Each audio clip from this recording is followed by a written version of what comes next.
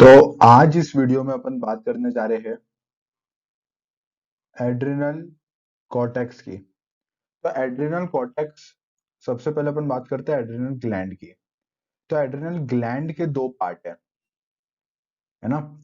दो पार्ट क्या? एक तो एड्रिनल कॉर्टेक्स और अंदर वाला part. Adrenal cortex adrenal gland का बाहर वाला पार्ट है, और जो अंदर वाला पार्ट है वो क्या है? Adrenal medulla. तो ये जो एड्रिनल कॉर्टेक्स है, it forms 78% of the gland, and adrenal medulla, it forms 22% of the gland. All right. अब ये जो एड्रिनल मेडुला है, इसके बारे में जस्ट थोड़ा से बातें बता रहा हूँ, बाकी मेनली तो अपन को इस वीडियो में डिस्कस एड्रिनल कॉर्टेक्स को ही करना है। थोड़ी सी बात बस यही बता रहा हूँ कि एड्रिनल मेडुला सीक्रेट हार्मोन, जो हार्मोन सीक्रेट करते हैं, उन हार्मोन्स को अपन बोलते हैं कैटेकोलामाइंस। कैटेकोलामाइंस। अब ये जो कैटेकोलामाइंस है ना, ये इनमें क्या कौन कौन से हार्मोन आते हैं, है ना। ये एक ग्रुप ऑफ हार्मोन है बेसिकली। इसमें कौन कौन सा हार्मोन आ रहा है? इसमें आ रहा है एपिनेफ्रिन, नॉर एपिनेफ्रिन और डोपामीन। जिसमें से एपिनेफ्रिन है ना, टोटल कैटेकोलामाइंस में से एपिनेफ्रिन ही 90% प्रेजेंट रहता है। ऑलराइट। अब एड्रिनल कॉर्टेक्स की बात करते हैं। तो एड्रिनल कॉर्टेक्स तीन पार्ट्स में डिवाइडेड रहता है। इसी की अपन को इस पूरी वीडियो में बात करनी है एड्रिनल कॉर्टेक्स की। ये तीन पार्ट्स में डिवाइड रहता है। कौन कौन से वो तीन पार्ट? जोना ग्लोमेरुलोसा, जोना fasciculata और जोना रेटिकुलरिस। इसको आप ये अंदर से बाहर का मैंने बताया। सबसे आउटर साइड में ग्लोमेरुलोसा देखने को मिलेगी, फिर फेसिकुलेटा, फिर रेटिकुलरिस। इसका न्यूमोनिक याद करने का तरीका है GFR। GFR जो अपन किडनी में पढ़ते हैं ना, तो उससे आप याद रख सकते हो। ठीक है। अब जो जोना ग्लोमेरुलोसा रहता है, ये सिक्रीट करते हैं मिनरेलोकॉर्टिकॉइड्स। मिनरेलोकॉर्टिकॉइड्स। और सबसे इंपॉर्टेंट मिनरेलोकॉर्टिकॉइड कौन सा है? Aldosterone. All right. Zona fasciculata क्या सिक्रिएट करते हैं? ये सिक्रिएट करते हैं glucocorticoid.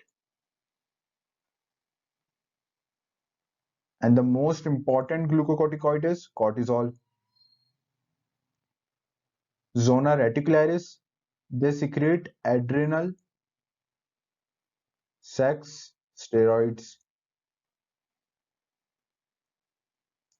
It includes two hormones, DHEA, that is dehydroepiandrosterone, and another one is androstenedione. All right.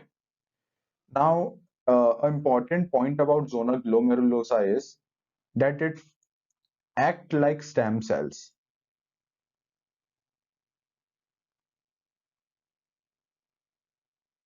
to form new cortical cells.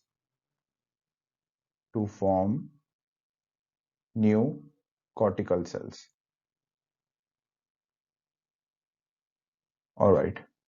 And the important point about zona fasciculata is that it forms almost 50% part of adrenal cortex. All right. Coming up to next, we'll discuss now the most important mineralocorticoid, that is aldosterone.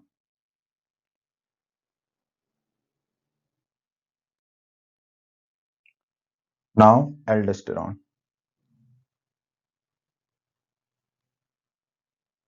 See, talking about its function,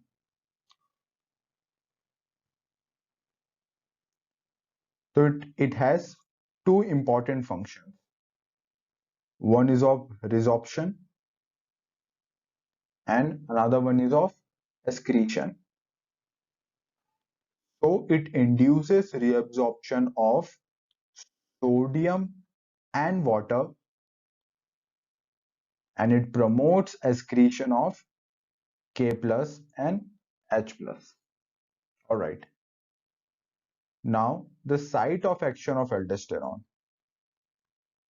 इसकी site of action क्या है? So the site of action of aldosterone is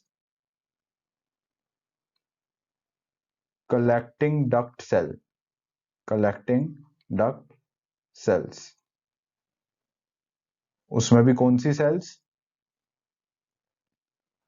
One is principal cells. Principal cells,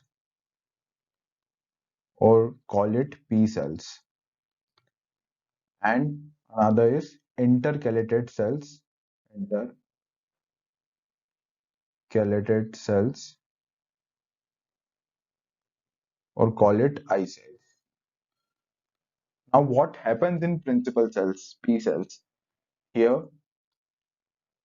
sodium water reabsorption, desorption occurs,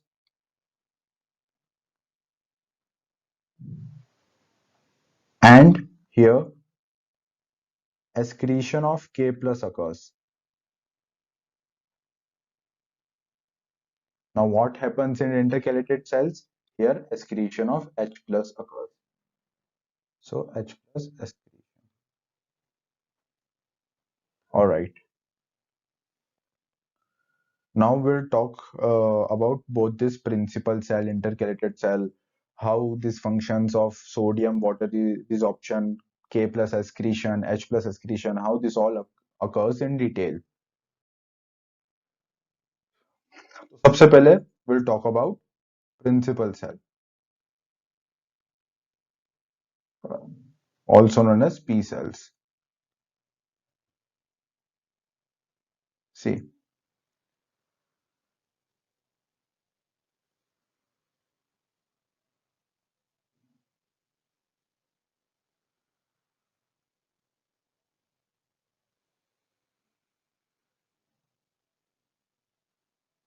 so this is your principal cell. Here is the blood vessel.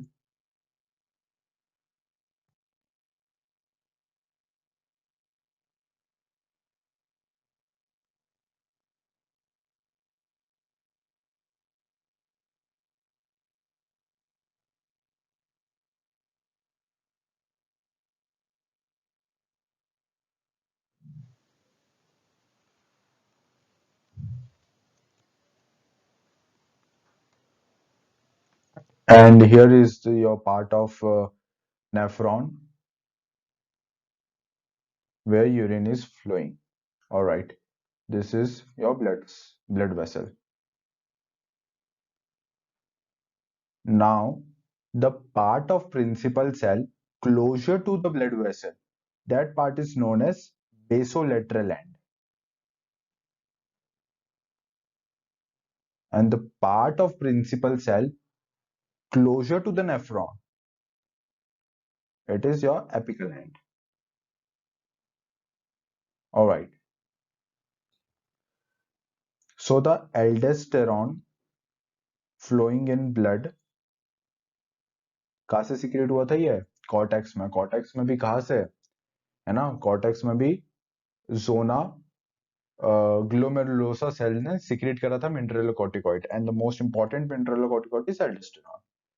So this aldosterone, it easily enters into the principal P cells because it is steroidal hormone. It can easily cross the membrane. All right. So it enters inside P cells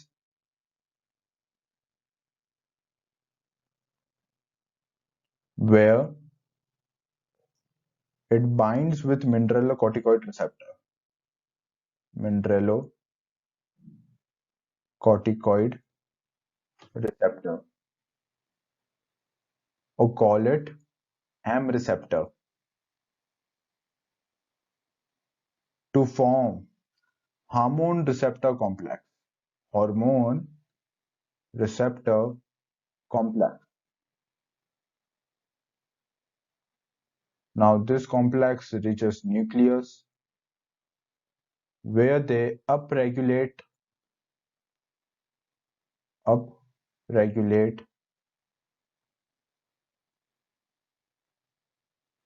K plus channels. K plus channels का क्या होता है? देखो ये K plus channel से मान लो, है ना, ये रे क्या K plus channels. तो यहां से अब क्या होगा?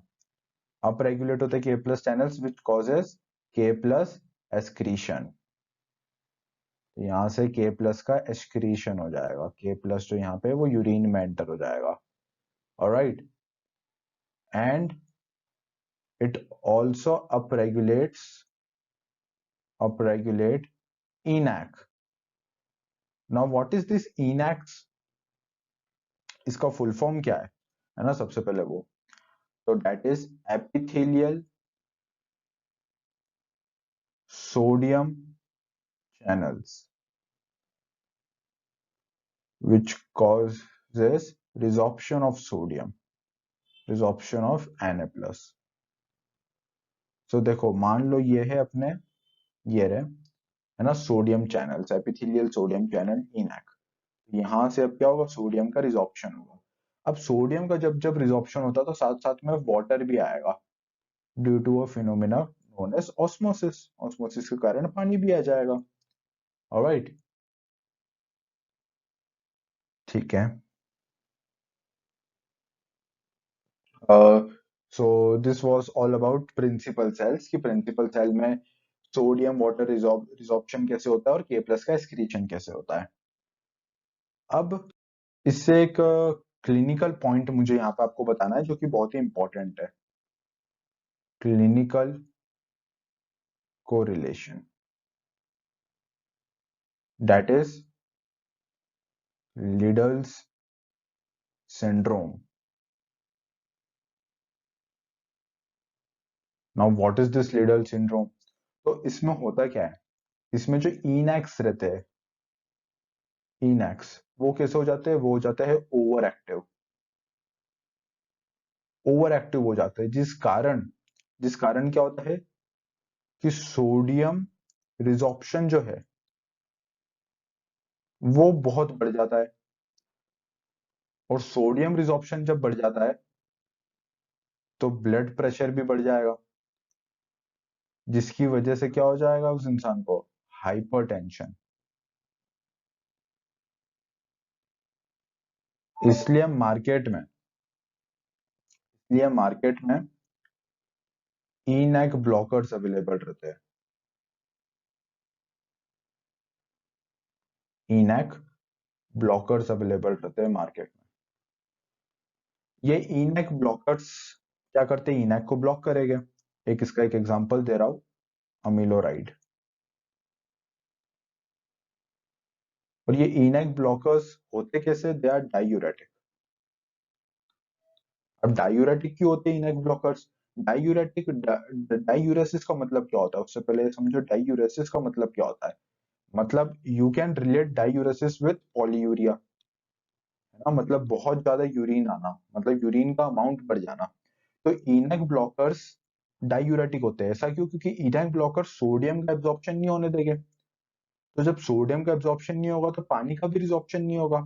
अब पानी का रिजॉर्प्शन नहीं होगा तो पानी यूरिन के थ्रू बहता जाएगा, मतलब यूरिन का अमाउंट बढ़ जाएगा, जिस वजह से विच विल कॉज डायूरेसिस. इसलिए ये ENaC ब्लॉकर्स कैसे होते हैं? दे आर डायूरेटिक. ओके, अब अपन बात करते हैं इंटरकैलेटेड सेल के बारे में. Intercalated cell same principal cell जैसा डायग्राम बनाएगा ना, जैसे प्रिंसिपल सेल में अपन ने बनाया था. मैं भी रफली बना रहा हूँ फटाफट. है ना। ये अपनी इंटरकैलेटेड सेल है, इधर ब्लड वेसल है, ये ब्लड वेसल, और इधर इधर अपना यूरिन फ्लो हो रहा है। ठीक है, यहाँ पे क्या ब्लड फ्लो, यहाँ पे ब्लड फ्लो हो रहा है और यहाँ पे यूरिन फ्लो हो रहा है। ये इंटरकैलेटेड सेल है, और इंटरकैलेटेड सेल में ये क्यों ब्लड के बी से बी याद रख लिया करो। ब्लड के पास वाला जो एंड रहता है वो कौन सा हो गया, बेसो लेटरल एंड, और बचा हुआ दूसरा पार्ट एपिकल एंड। ठीक है, अब क्या होता है इसमें इंटरकैलेटेड सेल में, मैं आपको पहले ही बता चुका हूँ, यहाँ पे क्या होगा, यहाँ पे H प्लस का एक्सक्रीशन होता है ना। यहाँ पे H प्लस का एक्सक्रीशन होता है। तो H प्लस का एक्सक्रीशन यहाँ पे, हम्म तो अब इसमें भी सेम वही चीज होती है कि जो एल्डोस्टेरॉन रहता है वो इजीली एंटर कर जाएगा सेल में, वो एम रिसेप्टर से बाइंड करेगा, है ना।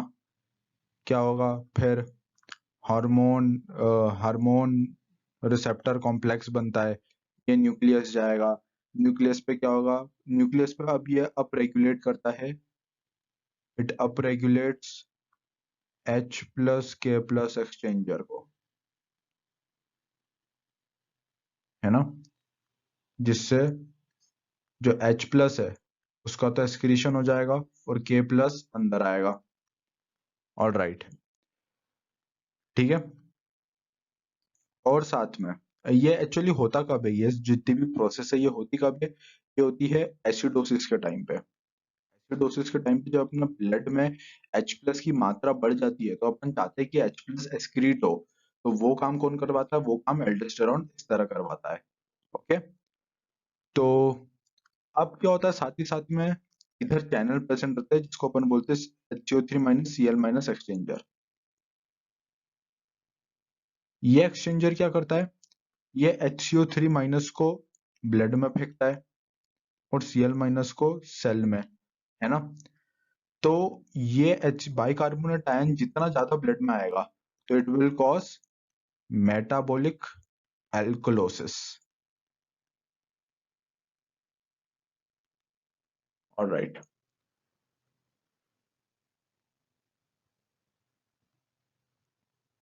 Now coming to our next topic, that is regulation of aldosterone.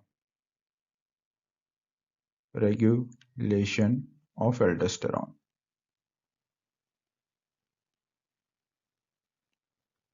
जिसमें अपन को 4 पॉइंट्स याद रखने हैं, 1 2 3 एंड 4। तो सबसे पहला जो कि सबसे इंपॉर्टेंट है, दैट इज हाइपरकेलेमिया, यानी के प्लस का अमाउंट बढ़ जाना। तो के प्लस का एक्सक्रीशन करना पड़ेगा, तो उसके लिए कौन आएगा, एल्डोस्टेरॉन। दूसरा पॉइंट आता है हाइपोनेट्रीमिया, है ना, हाइपोनेट्रीमिया। तो इसमें इसका क्या मतलब कि ब्लड में सोडियम का अमाउंट कम हो गया, तो सोडियम का रिजॉर्प्शन करवाना पड़ेगा, उसके लिए कौन आएगा, एल्डोस्टेरॉन का सिक्रीशन बढ़ जाएगा। तीसरा होता है हाइपोटेंशन, हाइपोटेंशन यानी बीपी कम हो गया, तो बीपी बढ़ाना है यानी सोडियम वाटर का डिसॉर्प्शन करना पड़ेगा, तो उसके लिए एल्डोस्टेरॉन को सिक्रेशन को बढ़ाया जाता है। फोर्थ आता है रास मैकेनिज्म के टाइम पे भी एल्डोस्टेरॉन का अमाउंट बढ़ता है। ये रास सिस्टम पे अलग ही क्वेश्चन पूछा जाता है, इसलिए इस पर अलग ही वीडियो अपन बनाते हैं। इसमें बस याद रखो ये इसका फुल फॉर्म क्या होता है, इसका फुल फॉर्म होता है renin angiotensin, angiotensin aldosterone system. And one important point two note is that जो टी हाफ रहता है, टी हाफ ऑफ एल्डोस्टेरॉन, वो रहता है अराउंड 20 मिनट्स।